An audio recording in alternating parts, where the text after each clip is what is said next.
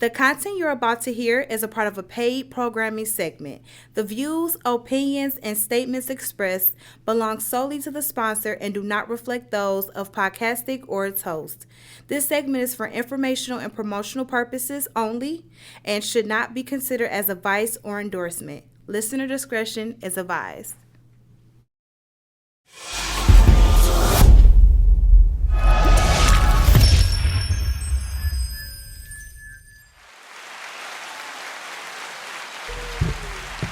Good day, good people. Welcome to another purpose-filled episode of Lessons for the Journey. Produced by Chantel Mosley of Podcastic Studios, live every Friday at 12 p.m.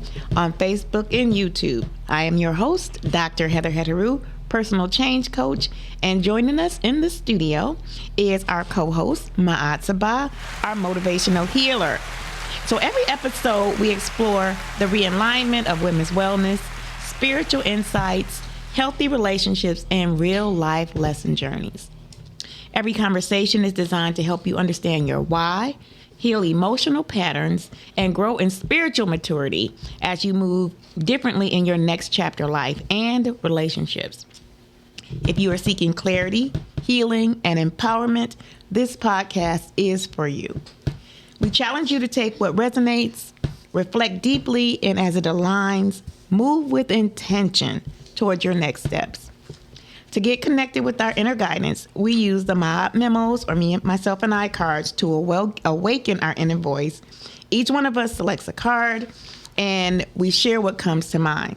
This is one of the ways that we incite our inner guidance so that we can open up and be ready for our conversation and dialogue today, which is going to be amazing. So we normally start with pulling a card, so I guess I'm going to go first. Yep. I didn't shake it. Yep. Shake and bake. Remember shake and bake? For those of y'all who are old enough to remember It's that. shake and bake, and I helped. Okay, I'm pulling from the middle. Oop. Okay, I thought I grabbed more than one. Ooh, I was like, no. Scratching my nose. There you go. They be like, she was digging in her nose. In that podcast. Chantel, you want to take your card? And Iesha is going to take a card, our guest. Smish them around there and pick which one you're feeling. I made that word up. All right. Ooh, woo, woo, woo. Not the woo woo. Right. I don't think I want this card. Okay. Oh no! Can we start over? Right. This is really okay.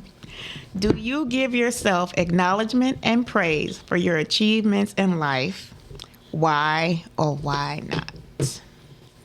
So it's funny having this conversation because my husband constantly tells me that I never talk about the things, my accomplishments, the things that I've done. And really part of it is if I'm not asked, it's like, okay, so if somebody is interested, they would ask. That's all my thought. But the other part of that is once I do something, reach something, I kind of just put it behind me and keep rolling. And so I celebrate them myself, but it's not something that I have shared publicly. And now deeper in the recesses of my mind, it had something to do with being humble and not bragging or feeling like, or making other people feel less of their own shine by shining. And so, of course, since then, I've learned a lot more about that and not to see it that way, because my accomplishments are mine, but they also impact the world, and that's what's important to me, more the impact than it is the sharing of what that was. But I'm getting better at that. I no longer want to be the best kept secret. So that's a lesson in that. The best kept secret. Yes. I declared that some years ago, and I have been the best kept secret. That's about to be unsecreted. Right. I'm no longer affirming being a secret. There you go. Yeah. Thank you. Chantel, you want to go next? Yes. So mine say, if and when you are not in a relationship, do you feel alone? Why or why not? Do you feel that you need to be in one to feel complete? Why or why not? Right. So before I would say yes to both questions, I think it was just the only child, growing up the only child, and not really having people that were close to me, you know, to play and things like that. I had to go and visit my cousins, and then of course you develop friends in school. But yeah, growing up by myself, it was more so lonely. So to feel that I, have that company around and to feel like I can enjoy with the person. Yes, I did depend on that. Now I'm okay. I'm okay with being alone. I feel like I'm at peace when I'm alone. And I do not now feel like I need to be in a relationship to feel complete. So, Blessings. Iesha. It says, do you find it hard to emotionally let go of things and or people? Why or why not? Ooh, this is like, why y'all do this? All up in the business. Right. I know, like, y'all all in my personal space.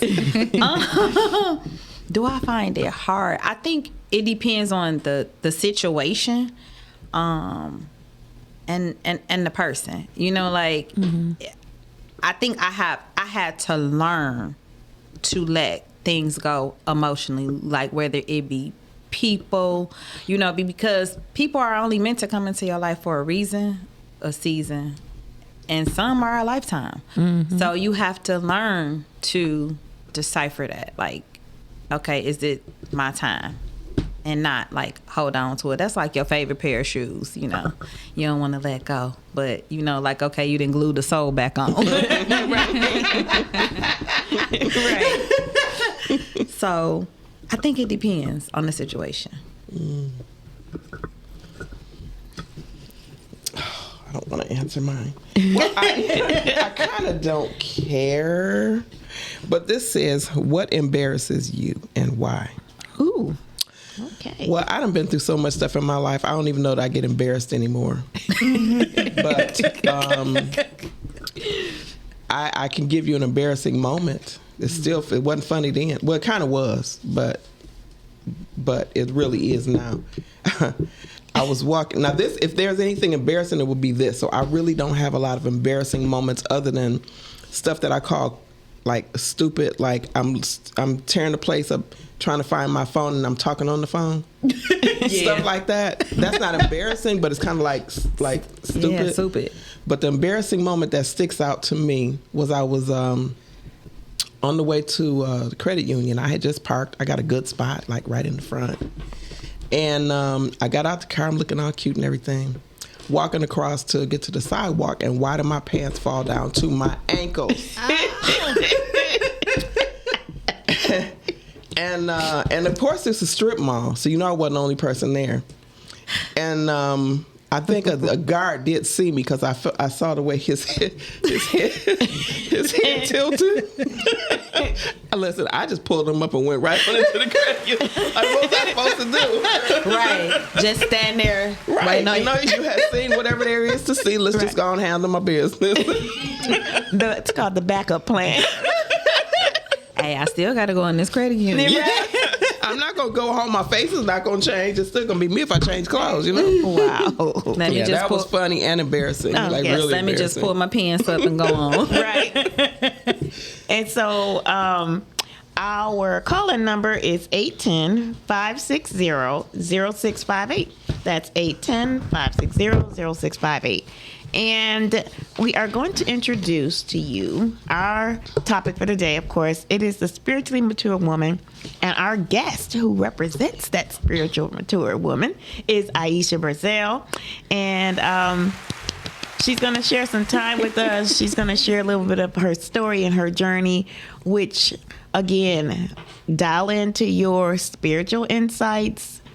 Allow that inner guidance to guide you as you hear things that resonate with you. It's so important to take it in because it's not resonating with you for no reason.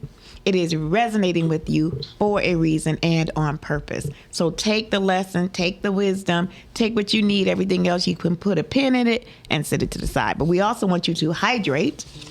We want you to stay hydrated, because when you are taking in new information, you also need to be hydrated so that you are not in survival mode and you are in a more receptive mode of the flow. So join us for this conversation. I just kind of want to set the tone a little bit about why you will hear, for our guests that will be joining us as the spiritually mature woman, that this is really about the awakening of the sacred feminine. And they are connected through purpose, inner work, spiritual gifts, past trauma, energetic contact, healing, sacred spaces, downloads, insights. However your spiritual walk reveals your awakening, these are some of the spaces that we will see and connect with our spiritually mature women, and for you too. And so this kind of reflects who we are looking at today. And so I am so excited that she accepted the invitation today and made space in her day, and all the wonderful things that she does and the wonderful woman that she is, that she decided to join us today. So thank you, Iesha. Thank you, Dr. Heather. And please pronounce your name again. Ma'at. Okay. And Ma'at for having me. I love, you said I'm the spiritually mature one.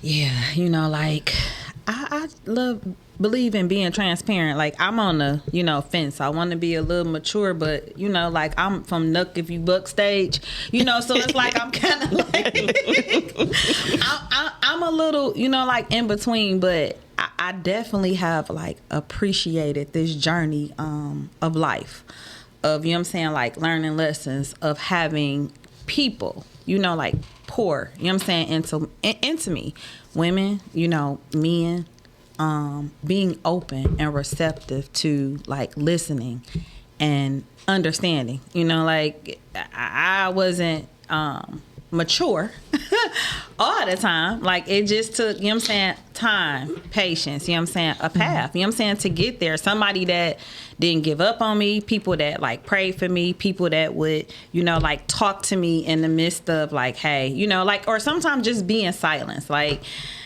it was a beautiful, like, it's been a beautiful, journey to see the woman that I am and that I am today, and the woman that I am becoming. You know what? Can you share, do you have, and can you recall a moment in your, I'm going to say just your youth, like let's say under 14, 15, where you like looked at yourself and kind of had a chance to project who you might be when you grew up? I did. I think that I knew the things that like I wanted, but I didn't know like, okay, well, what path am I going to take, to get here? One, the church was my foundation, which it has, the church was the foundation, but now like it's still, like religion. I was raised, train up a child in the way, that they should go. They'll never part. But I knew some things that I didn't want in my life. Like I knew some things that I wanted. And yeah, like one of them was, I said that I didn't want a whole lot of kids.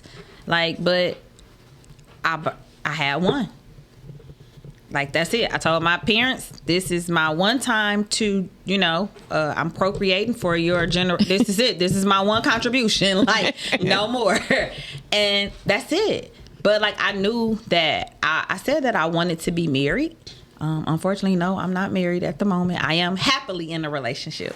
But nonetheless, like, I knew how I wanted, a man to, like, to treat me.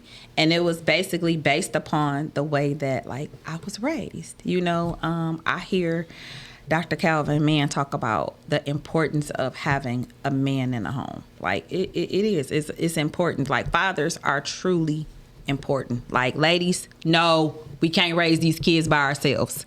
We need fathers. We need a man. There's no way around it. I'm sure Calvin is probably somewhere commenting and probably happy. Is he in the comments over there? Right. But I think that getting away from those old norms of like being like how you were raised. I do not call me a strong woman. I don't want to be strong. I want to feel my emotions. I want to, you know what I'm saying, glow in them. You know, like allow me to feel my emotions. Allow me to be human.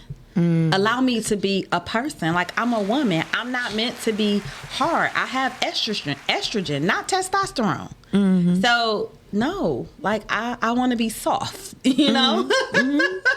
That's awesome. So did you have, so I know you have the impact of a lot of men in your life. I do. And growing up. I do. So they had a lot of influence on you. I have 6 wonderful uncles who I love no, 5 uncles that I love dearly with all my heart. I have a father. I have a bonus father. I have lots of, you know, like male cousins. I also, you know, like have women. I have 2. I'm blessed to have 2 beautiful grandmothers who I love dearly. I have my beautiful mother. So, you know, like definitely having that love and that like solid foundation has always been phenomenal. Like I have 2 aunts that I love dearly. That have like poured into me. Right. So what do you consider pouring into you? What does that look like? Pouring, correcting, calling me in lovingly. You know, like letting me know, hey, you know, sister, I you know, this was wrong. Showing you the way. You know, being that mentor. You know, Big Mama back in the day. Hey, come in here and cut up this cornbread, and you know, like I'm gonna teach you how to make dressing. Talking to you about those life lessons. You know, like we can't learn everything from our parents. And as a parent, like I've learned that, like, I can't teach her everything. So hopefully, you know, like let me call a friend to say, hey, can you text your niece today? You know, like she a little off, and you know, see what's going on in her world because I'm not getting through to her. But yeah. Okay, that's awesome. Any thoughts, Ma'at, Chantel, about her backstory, about this foundation? Well, I think it's very important that what she said, which clearly reflects, I don't know her, it's my first time meeting her, but I could just tell that she was guided in the proper way. And what she said was that she had a support system. She had males, she had men and women who were positive influences in her life. And unfortunately, in society nowadays, we don't really have that like we used to. You know, back in the day, that was the norm, where like the greatest percentage of us had our fathers in the home. And if you didn't, typically it was from whatever, you know, maybe death or something. Is not because that he just up and left, for the most part. And as time went on, then it started to be the norm for men to not be there. But there's a reason for that. Societal setups to divide men and women and families. Welfare. Exactly. The movie Claudine told you everything you needed to know. So that's how we got here. Yeah, I worked with those people for over a decade. So I saw the effects, the systemic effects of it. Like how women apply for welfare, you know, food stamps, and say, hey, my child's father is not in the house, but they're there. Little do they know that whether they have income or not, you can add the person on the application. Like, it's okay.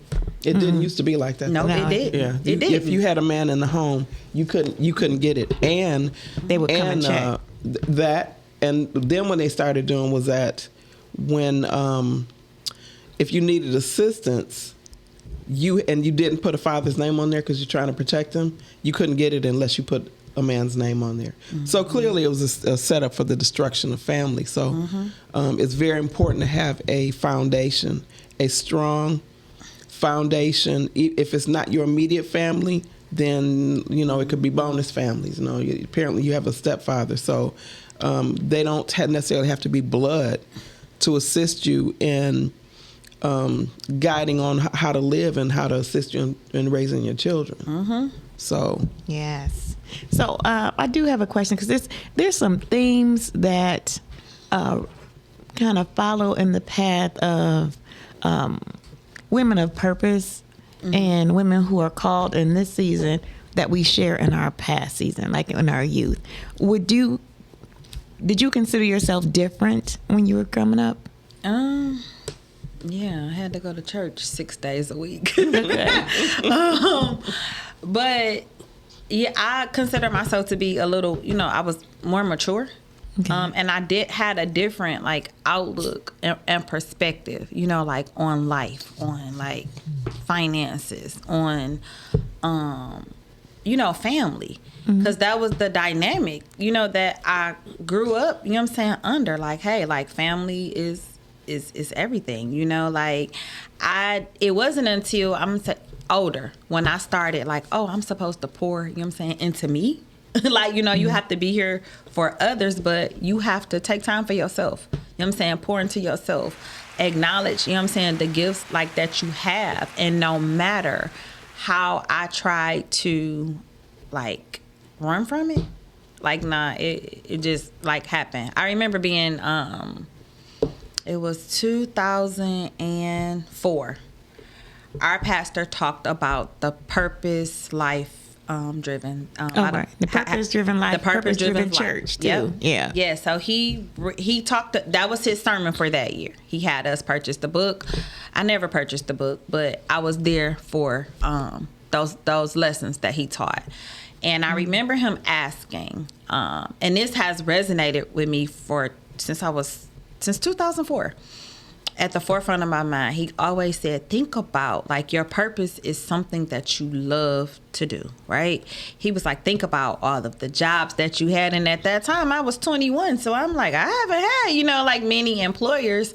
But he said, think about something that just gives you pure joy. What gives me pure joy is helping people. Like, I enjoy it. Like, no matter how I enjoy doing it, but frustration does come with it. You know what I'm saying? Those are those feelings that you have to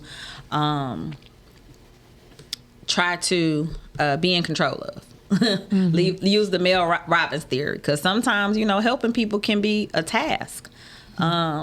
And you have to figure it out. But I enjoy helping people. So I consider that like as my gift. Sometimes it's a gift. Sometimes I say it can be a curse too. Mm-hmm. For sure. All right. And so what other habits or thoughts do you feel like made you unique or makes you unique? What other habits or thoughts? This is a good question. Yeah, you can think back to some of the things that you experienced as a youth. Because our backstory, I call it the Meridian Path. Mm-hmm. Our backstory is a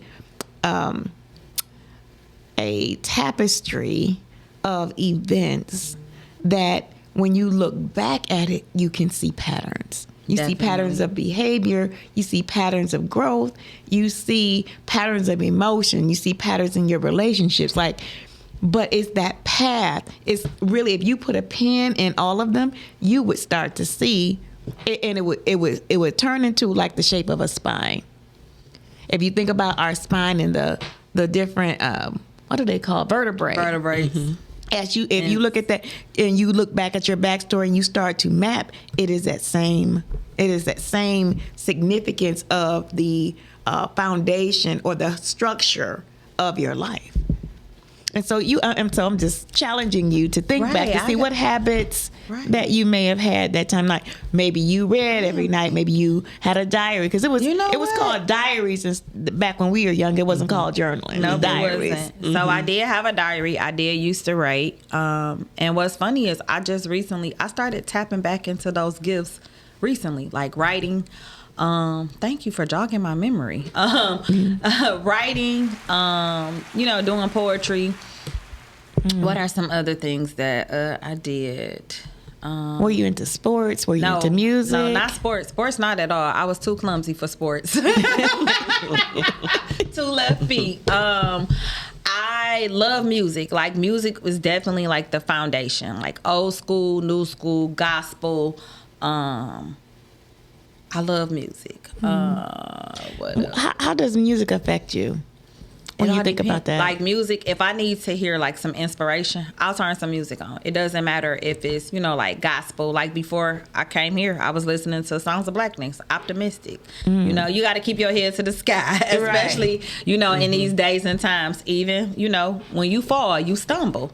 You still dust yourself off get back up and, you know, keep it moving.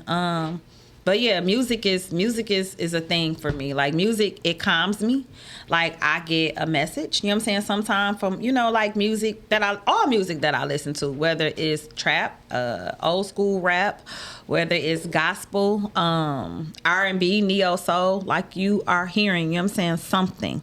So it's mainly, you know, like the words. Mm-hmm.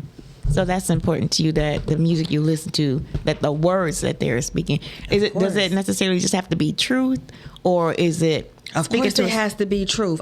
Have you listened to these young people music nowadays?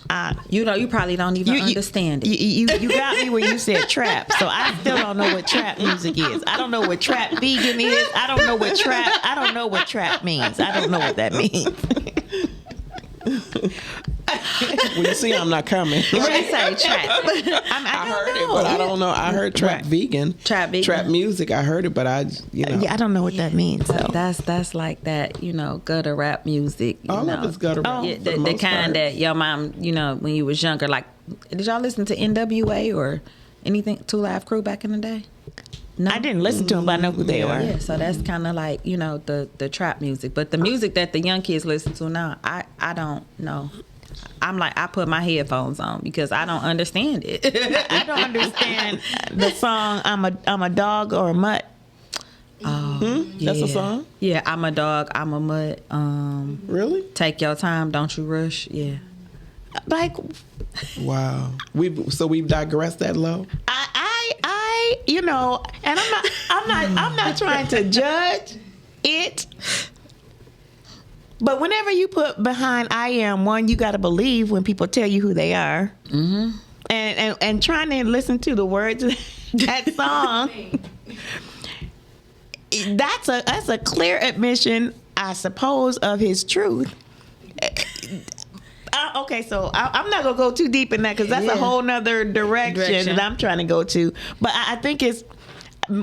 We talk about how we love music and how we're really affected by music, but I really, people don't unpack that enough.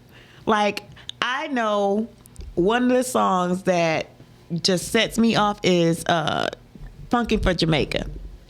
Like, when it start out with that horn, like I say I lose all kind of cool points.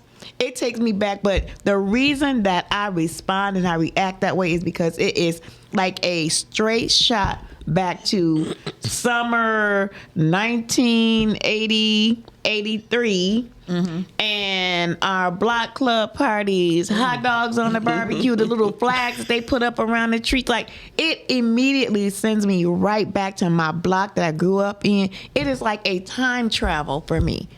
And it sends me back there, but it sends me to a time in my life and in my journey where I learned what community really means to me. Mm-hmm.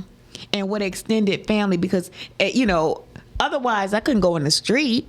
Right. Until the blocks were blocked up. I mean, it's so many layers to that one song for me. It's not, and so it's. I don't think we unpack those moments enough to really see what a lesson is. Because now when I hear it, that's how I respond. But that is what is brought up out in me, and it is a reminder of who I am and why I do what I do. New Edition song, "Boys to Men." That is one of my all-time favorite songs. It reminds me of my father and his brothers. Okay. Because I watched them literally grow from boys to men. Like, all of them. And, like, I tell them all the time how proud I am, you know what I'm saying, of them. Like, I was a little girl in a house raised with men, you know what I'm saying, and my grandmother. So watching them, you know, like, provide, you know what I'm saying. And they didn't have kids. But, you know, just being a provider, you know what I'm saying, back in the day. And, you know, them taking me to school and combing my hair and helping me with my homework. You know, like, that was my village because my parents, they worked. So they're, you know what I'm saying, siblings. Well, my dad's siblings, my mom is the only child. But they're his brothers, his sisters. Okay, let me help you with your homework. Your mom and dad came home yet? So, that is one of my all-time favorite songs because I literally watched them grow from boys to the men, you know, that they are, you know, today, the fathers, the uncles.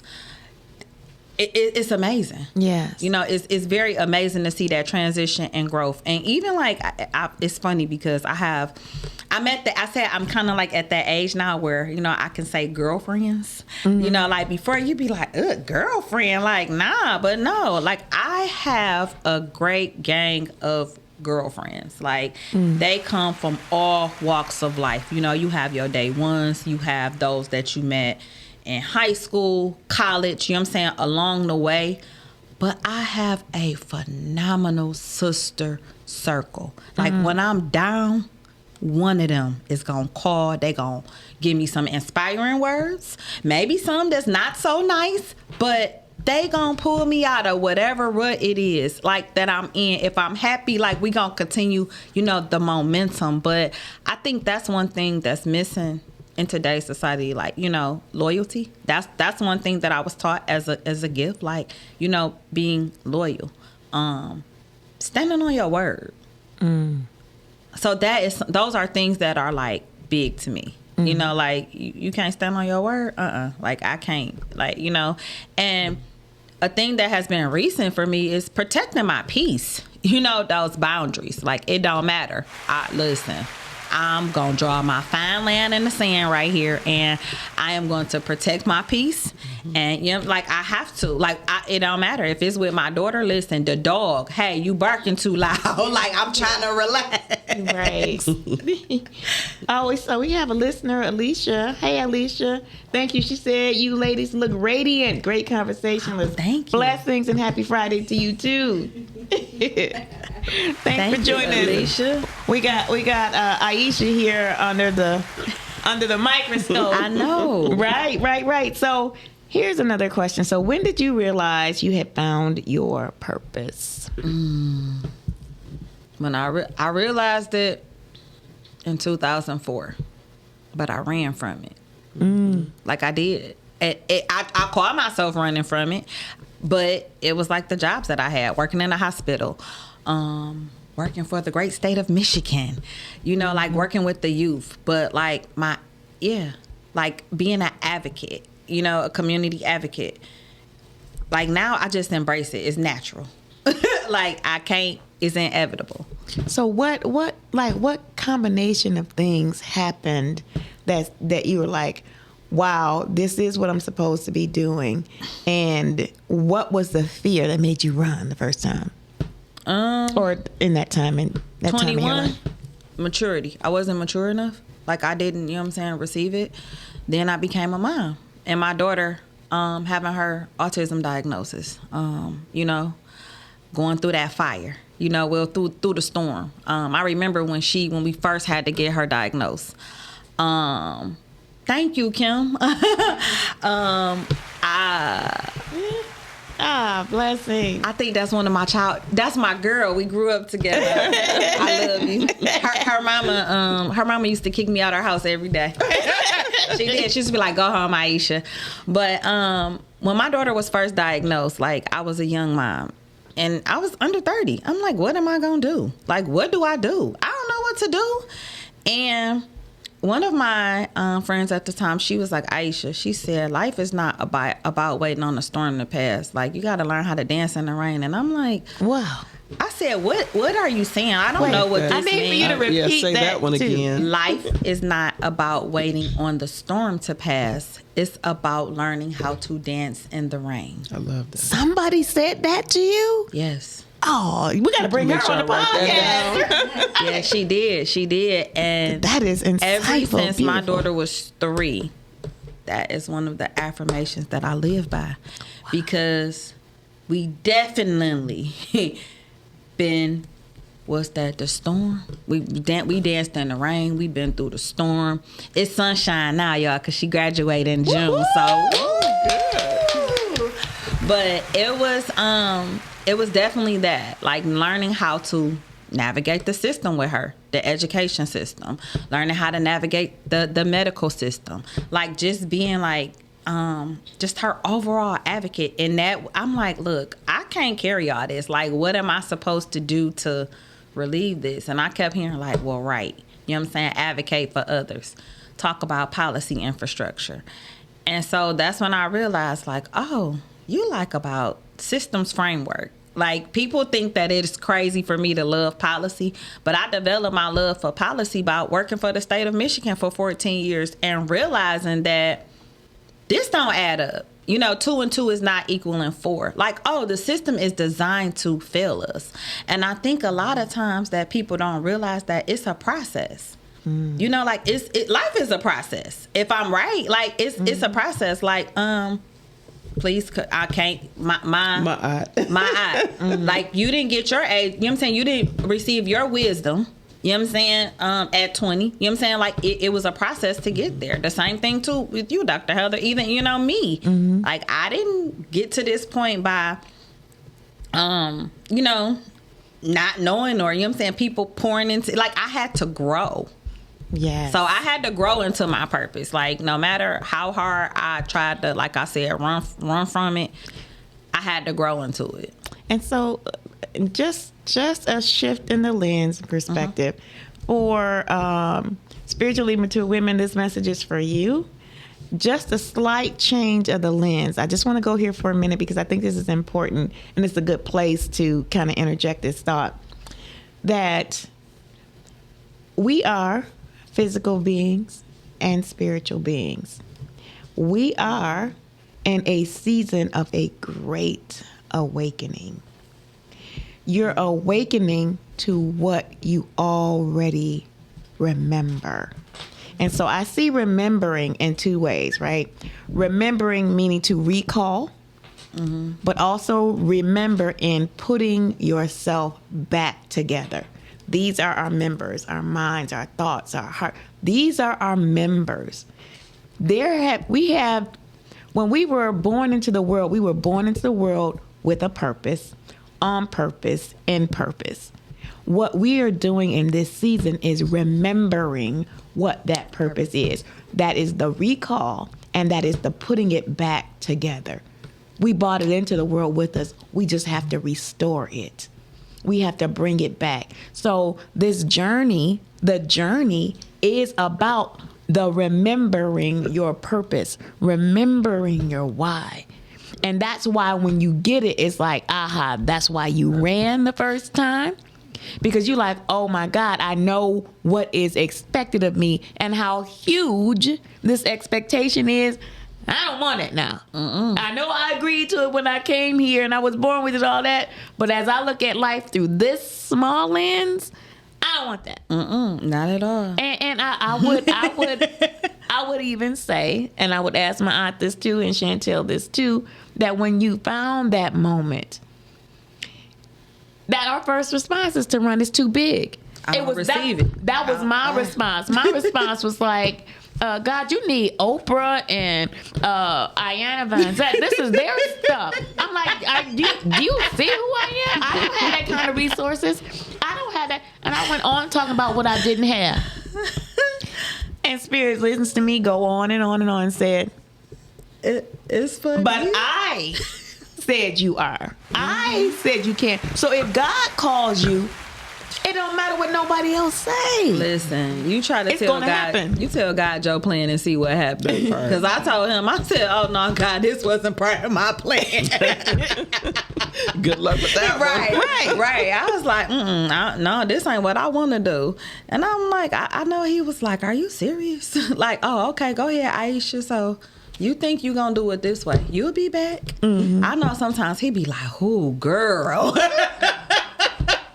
I know that's right. Like you still ain't get it. Okay, we gonna try it again. But I think that having my daughter and having her autism diagnosis, it is really what kind of like awakened me to say, hey, you gotta change. You know what I'm saying? And here. And I remember like at one point in time, like, oh, like what are you angry about? You know, like, why are you so frustrated? What are you mad about? Like, damn, life ain't that bad. But when I worked for the state, I went to therapy because I'm like, okay, I'm taking therapy so that I can get off work. No, this therapist that I had, she wasn't having it. She asked me, I think probably about after a month. She said, "Why do you come if you are not going to allow me to help you?" And I looked at her and I said, "Well, this your job. Like, this what you're getting, like, you still getting paid whether you help me or not." She said, "No, that's not what I'm here for." I said, "Oh, I can't play with her. Like, let me get my life together." And like, that's when my healing process started. And it takes work. I was like, oh, this is a lot of work. Like, why am I feeling like this? Like, this is work. And in our community, people say, "Oh, you cool if you go to therapy." No, I'm not. I'm going to therapy so that I won't be, so I won't be, as y'all say, people say cool. No, I'm not. Like, I want a different opinion. I want a non-biased person to, talk to me, correct me. You know what I'm saying? Pour into me and, like, help me rationalize and understand, like, this thing called life, like thoughts and everything like that. I have something that I tell family members when they become new parents. Parenting does not come with a handbook. Life don't come with a handbook. Did y'all get a handbook at life? No. No, if it did, I lost it somewhere. Right. I missed it. I read a lot of other people's books, so trying to figure it out. Yeah. But yeah, like it that's why we have to write more books too. Yeah. But go ahead. Yeah, it don't come with a handbook. So, I think a conception is that people think that you can live in the world by yourself with no help. But we all need somebody. Absolutely. That's so powerful. So you guys see this spiritually mature woman who can look at her backstory and her journey and pull out the wisdom and the wisdom that was poured into you. You are such a blessing to know. Thank you. So are you. And thank you. And just your presence here is going to change lives. Because it's just going to keep multiplying and multiplying. Every time it's played again, every time people hear, they're going to hear something different and that they needed at that moment. So blessings, keep pouring. All right. Keep pouring. You too. All right, let's see. I had a follow-up statement. It says, our topic is motivated by the thousands of women who explore out loud or silently, trying to understand why they are attracted or not attracted to certain activities, people, or places. Yes, there are many reasons and ways to answer this question, but today we are focusing on suspending your judgment for this conversation. Set aside the good, the bad, the right, the wrong perceptions, and explore the possibilities with an open mind and heart. And yes, it's personal. One of the statements that I learned to unlearn is this is business, it's not personal. For me, if it's not personal, it's not business. Mm-hmm. And I had to understand because sometimes it means that you can unplug and disconnect in a way that allows you the excuse for a behavior. I got you. Or to make a decision. Oh, well, it's just business. So if I make an extra $100 off of this person's misery or suffering. I mean, that's where you see a lot of the systems that we have now that are out of whack. Because somebody said, oh, no, this is about profit. This is not about, this is not personal. This is about profit. Well, your profiting causes suffering and harm to somebody else. Mm-hmm. And I think people they don't view you as a person. Mm-hmm. No, it's a commodity. $1. Right. And so to me, that's very dangerous ground to walk on. That's a very dangerous state of mind. And I do not share that for myself. And I understand it. Trust me, I understand the need to make money and to survive. And so I also like to look at the spiritual laws and spiritual lens, because well, let me say it this way. And this is one of my axioms, y'all. Physical situations need physical tools. Spiritual situations need spiritual tools. And so sometimes we try to use physical tools for spiritual needs. And it don't work. And we're wondering, why is it taking so long? Why is it not really getting to what we do? And sometimes we try to use spiritual tools on physical laws. And if your mindset is not set, and we talk about frequency too, but if your mindset is not set and understanding that spiritual laws are higher than man's laws and you follow man's law, then you have to use those physical tools. Spiritual things need spiritual tools. Physical things need physical tools. Man's law and spiritual law they do not align perfectly. They just do not. However, when you know those spiritual laws, and these are things that Ma'at and I talk about all the time, about how the spiritual laws work and how we can use those to apply to certain situations. Oh, hey, Tiffany. Thanks for listening. Okay, so I just wanted to make sure I interjected that. And also, let's see, about the realizing your purpose.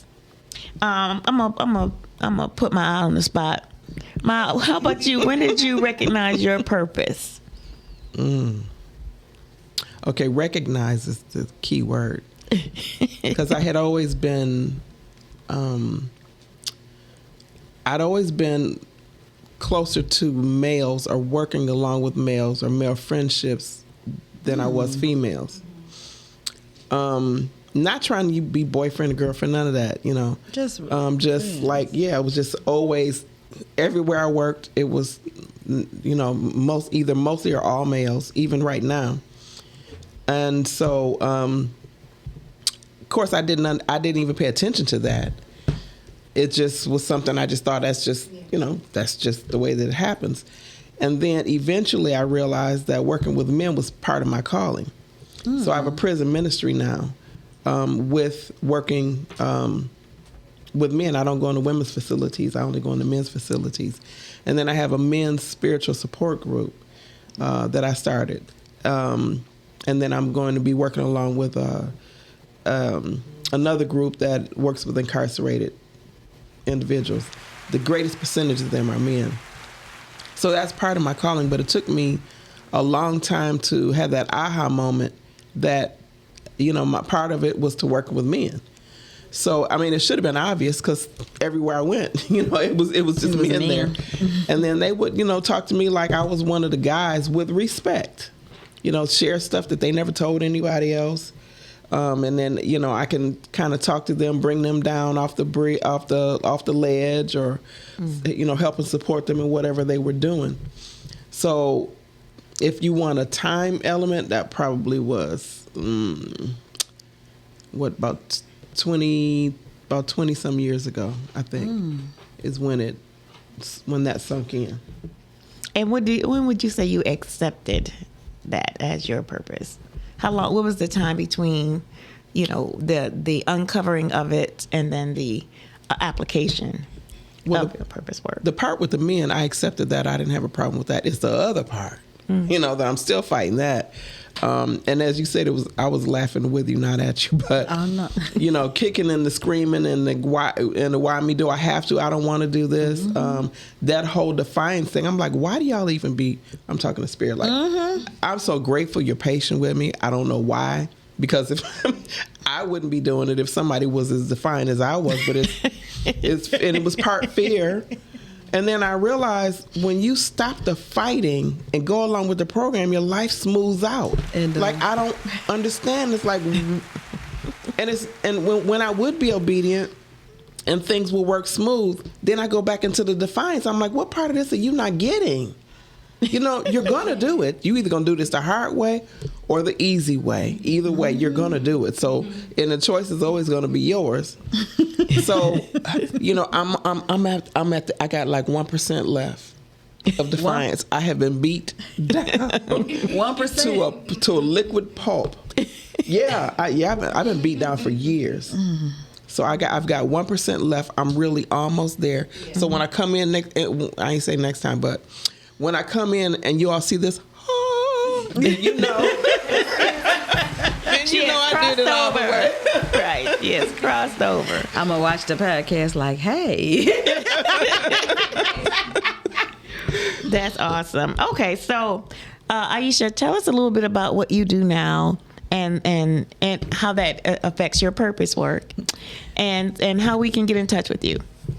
So I am the founder and the CEO of Ms. B's Consultant LLC.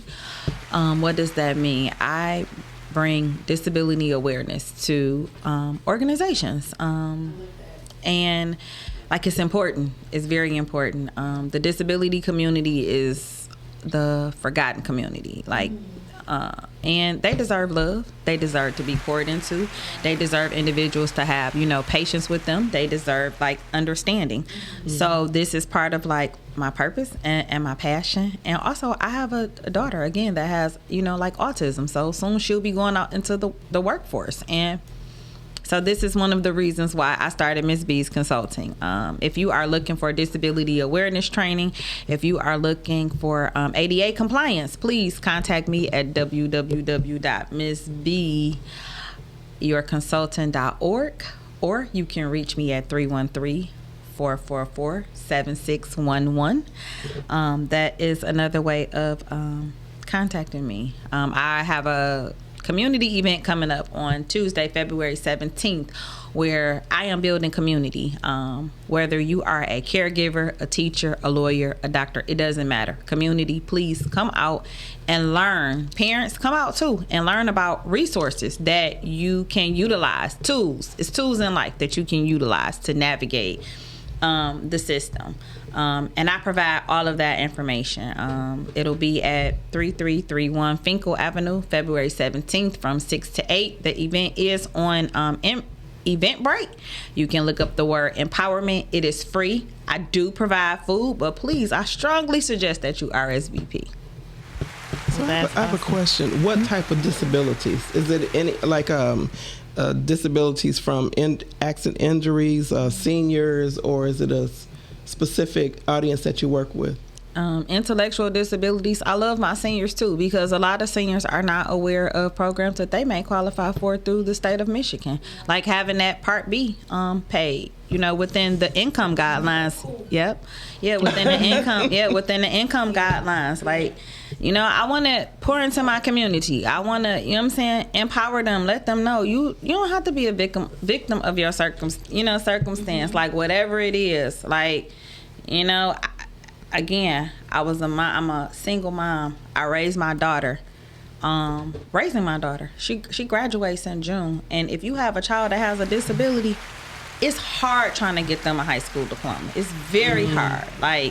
Very hard. It was hard. I think that was the one thing that broke me. I'm sure her teachers and them probably watching it, but I don't care now. That broke me. That was like the storm and the rain. But my mom and my dad always taught me that to beat somebody, you gotta beat them with a pen. I wanted to fight everybody at that time, because they told me my baby she wasn't graduating with no high school diploma, and I wasn't having that. But that's that moment where I had to use my mind, my mental, to okay, let's tear down this barrier and break down those walls. And I think, Heather, you asked earlier, what was something that I saw to align me in my purpose? I was raised with strong black women. Strong black women. My grandmothers, my mother, my bonus mom. One thing that I saw from all of them was that when they back was against the wall, they came out fighting. It was no, we gonna make it happen.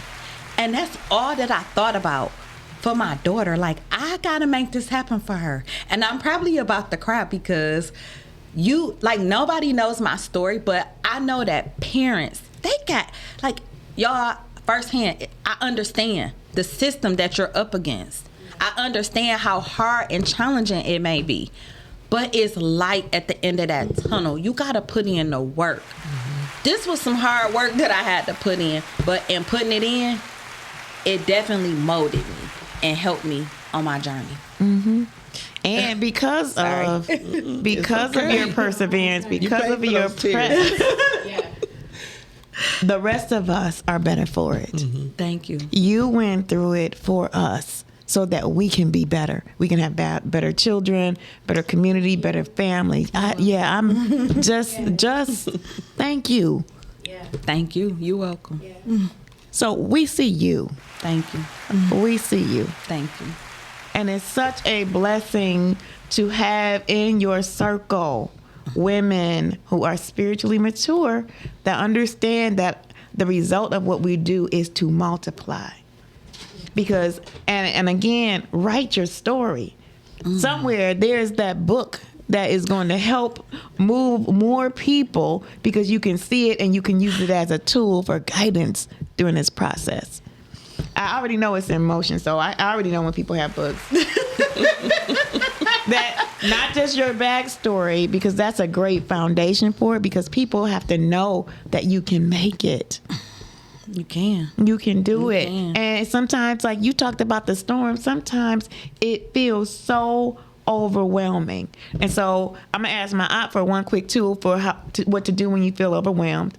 I'm going to share with you that when you do, understand that you have a reset. That today you press as much as you can, and then you allow your body and your mind to rest and to reset, because the sales are going to take over and the crisis is going to break while you are asleep. Mm-hmm. That's why you sleep on certain things. Don't try to press through it so that you wake up, because you're going to wake up at a different frequency than you went to bed.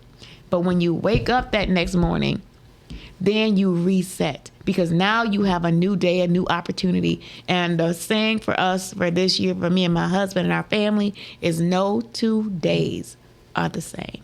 That's for sure. Ma'at, what's your recommendation for how people can face when they're feeling overwhelmed? Well, for one thing, every problem has a solution. And if you just remember that, I don't care what it is, there's a solution, and there's somebody that has the answer to your question. So in the Bible it says, seek and ye shall find. Get in your quiet space, because I'm real big on that, in your prayer space. That's where you get the answers, is when you sit back, be quiet, be still, and go within. And you just, that communication between you and the higher power, God, source, whatever you call it, go within and you will find the answers. And just say what you need. I need assistance with this. Bring the information of the person into my life that can help me solve this problem, and it will happen. Be diligent in it, but you do the work. No, we can't sit back and say, okay, God, I need such and such, and then sit back and twiddling your fingers. Mm-hmm. You know, you have to get out there. You do the work so that it can be, you can magnetize that thing to you. But there's a solution to every problem. She's a blessing. I didn't even know that existed. And there's several people that I can send in your direction. So she is a solution to somebody's problems, and I'm asking everyone to support her, contact her, and support her in what she does, because I'm definitely going to get all your information and forward that. Yeah, thank you. And so, tell them how they can reach you.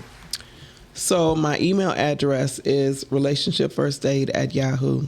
You can contact me on Facebook, Relationship First Aid, Instagram, what's the other one? TikTok. Relationship First Aid, and the website is relationshipfirstaid.com. All right. And so she also provides spiritual tools, your crystal stones, incense, and other things. So I'm just giving you a drop in the hat, but you'll get to know more of that if you listen and to the cards that we pulled today. The good awesome, stuff. Right. And so I am Dr. Hetheru. I own and operate Your Inspired Journey. And in that journey is this work that we're talking about, lessons for the journey. So exploring this in real ways. I do that through one-on-one coaching. I do that through workshops and trainings. I also do corporate trainings. How do we take the same concept of the inner work to the workspaces that you occupy? How do you build the teams so that we can avoid the stress that happens on work in between people? What is next? I have books. I have a line of greeting cards that are launching in April that are going to be absolutely beautiful and inspiring. Also, we have several things coming up. So the month of February, we'll have the second Sunday of every month. I am doing a seminar, Navigating Men, all kinds of things that we need to know how to get and keep a man. Every second Sunday starts in February. Wednesday is our book club. The third Wednesday of every month is our Your Lesson for the Journey book club from 6:30. It's a free opportunity. You only have to get your books. And this month we are featuring a book by Tiffany Tilley called Know Thyself, Getting Over the Hump is our book for the month of February. Also for the month of February, Dr. Calvin T. Mann and I are offering a seminar for parents, teachers, and youth practitioners for our formula called the Emmy Way. It's a methodology and it helps you to learn how to use engagement, empowerment, and encouragement to not only reach our youth, but specifically to reach into the lives of our boys. And so that powerful system will be followed by our ebook. So we have an ebook lining up for that, and we also will be available to come to your organization, your family, when you are struggling with connecting with our boys. It's so super important that the foundation of our community continue to wrap their arms around our boys, because you can't find healthy men, husbands, and fathers if they're not bred. Right. If they're not created and supported that way, they are not there in the future. So we must start today. It's your reset. So if you have a son and you know he needs that level of support, we need you on that seminar on Wednesday, February the 25th. We need you there because all of us have our part to play. And so we also need for you to tune in on Thursdays at 1:15 for our producer has her own show, One Step Closer. You want to give us a little bit about that? Yes, so you can find One Step Closer here on Podcastic, as Ms. Heather said, at 1:15. And check out my episode yesterday. Dr. Calvin T. Mann was my guest, so it was a really good show. Wow, Yeah. that's awesome. Right. You wouldn't say. Right. And so lots of exciting things coming up. You can tap into me on my website at yourinspiredjourney.com. You can also find me on Instagram.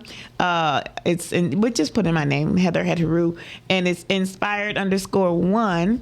You can also tune into my YouTube page. Check out some of my past videos, some clips. If you don't want to hear the long version, you can get a lot of short versions of the short clips. But join us, tap in.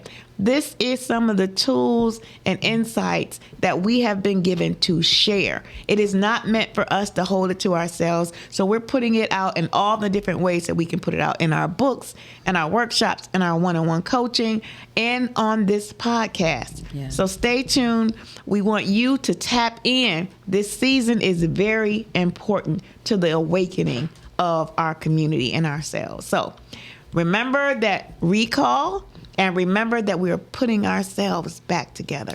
This is Dr. Hetheru with Lessons for the Journey, and we want you to stay clear.